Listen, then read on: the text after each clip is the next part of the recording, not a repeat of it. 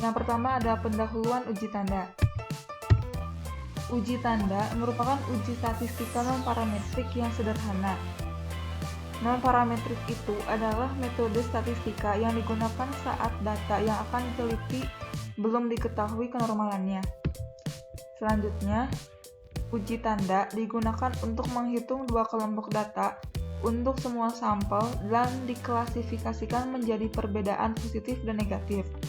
Jika dua kelompok data tersebut memiliki distribusi sama, maka jumlah perbedaan positif dan negatif tidak berbeda secara signifikan. Nah, sesuai dengan namanya, uji tanda menggunakan tanda tambah atau kurang sebagai datanya. Setiap pasangan dicari selisihnya, kemudian dihitung jumlah selisih positif dan jumlah selisih negatif. Jika selisih pasangan data bernilai 0 atau tanpa tanda, maka pasangan tersebut tidak dianalisis. Dengan demikian, jumlah sampelnya dikurangi. Selanjutnya ada asumsi uji tanda. Yang pertama, sampel yang diukur adalah sampel acak dari suatu populasi dengan median yang belum diketahui.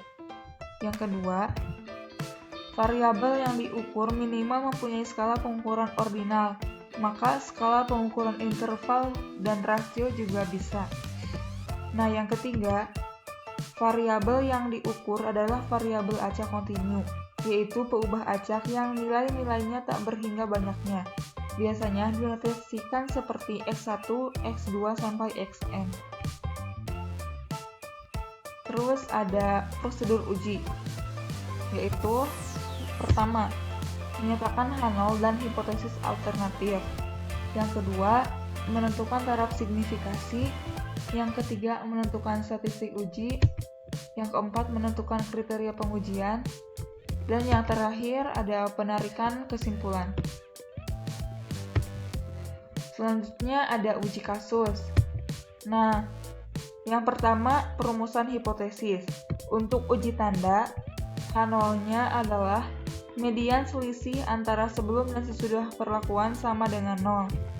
Dan H1-nya adalah median selisih antara sebelum dan sesudah perlakuan tidak sama dengan 0. Selanjutnya ada statistik uji.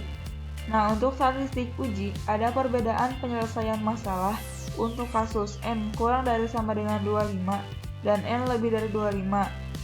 Untuk N kurang dari sama dengan 25, yang dihitung adalah nilai probabilitas binomial.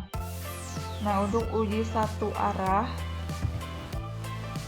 nilai p-value dihitung dengan rumus seperti ini, di mana X adalah banyaknya tanda positif atau negatif yang paling sedikit, dan N banyaknya tanda positif dan negatif. Untuk uji dua arah, maka nilai p-value-nya dikalikan dengan 2. Sedangkan untuk sampel N lebih dari 25, metode penyelesaiannya menggunakan distribusi standar normal dengan faktor koreksi. Faktor koreksi adalah sebesar 0,5 yang dikurangkan dan ditambahkan pada data yang diamati. Rumusnya yaitu ini, di mana P sama dengan 0,5, yaitu proporsi sampel yang berubah positif atau negatif. X adalah observasi bertanda positif. X plus 0,5 digunakan ketika X kurang dari NP. X kurang dari 0,5 digunakan ketika X kurang dari NP. Selanjutnya ada kriteria pengujian. Nah, untuk sampel kecil N kurang dari sama dengan 25, kriteria pengujiannya yaitu jika p-value kurang dari alfa maka H0 ditolak, dan jika p-value lebih dari sama dengan alfa maka H0 diterima. Untuk sampel besar N lebih dari 25, jika Z hitung kurang dari Z alfa maka H0 diterima, dan jika Z hitung lebih dari Z alfa maka H0 ditolak. Lalu selanjutnya kesimpulan. Nah, pada taraf signifikasi alfa, jika H0 diterima, dapat disimpulkan bahwa terdapat cukup bukti yang mendukung klaim median selisih antara sebelum dan sesudah perlakuan sama dengan 0. Masuk ke contoh kasus. Yang pertama, ada contoh kasus untuk N kurang dari sama dengan 25. Nah, ini contoh soalnya dan datanya sebagai berikut.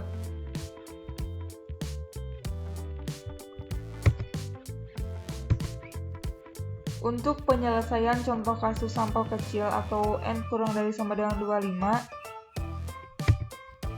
yang pertama,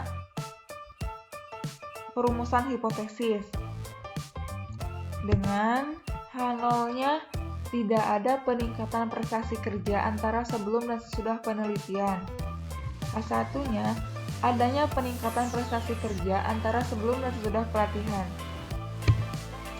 Yang kedua, kita harus menentukan taraf signifikasi, yaitu dengan menggunakan alfa sama dengan 5% atau 0,05.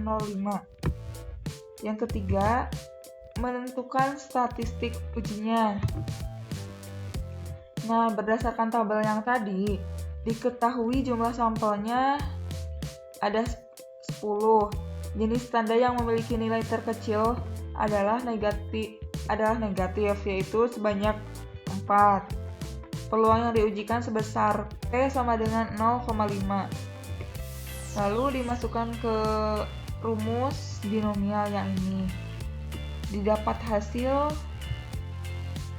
0,377. Nah, karena ini uji dua arah, maka nilai P value-nya dikalikan dengan 2. Dan hasilnya 0,754.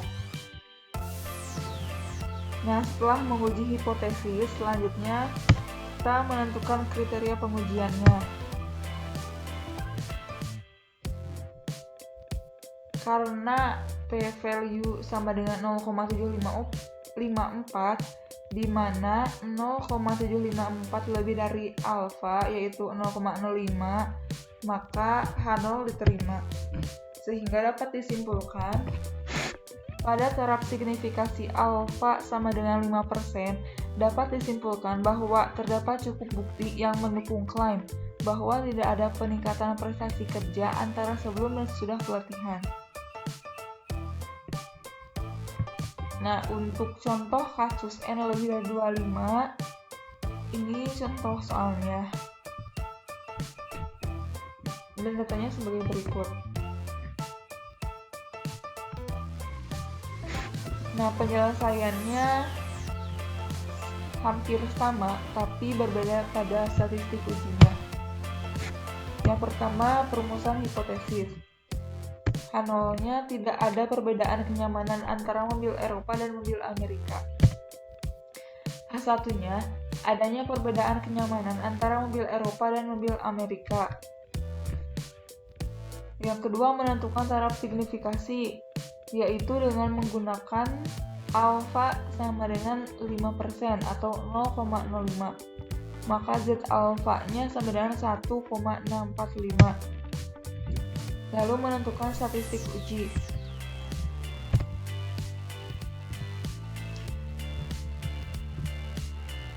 Nah, bedanya tuh di sini. Untuk N lebih dari sama dengan 25, untuk N lebih dari 25, penyelesaiannya menggunakan pendekatan distribusi binomial. Berdasarkan tabel yang tadi, diketahui nilai selisih positifnya ada 21, nilai selisih negatifnya ada 6, dan nilai selisih nolnya ada 3. Lalu dimasukkan ke rumus yang tadi. Lalu dapat hasil sebesar 2,7. Setelah menguji hipotesis, selanjutnya menentukan kriteria pengujian. Nah, ini ada Z alfanya sama dengan 1,64. Nah, di sini ada daerah yang terima H0, di sini daerah menolak H0.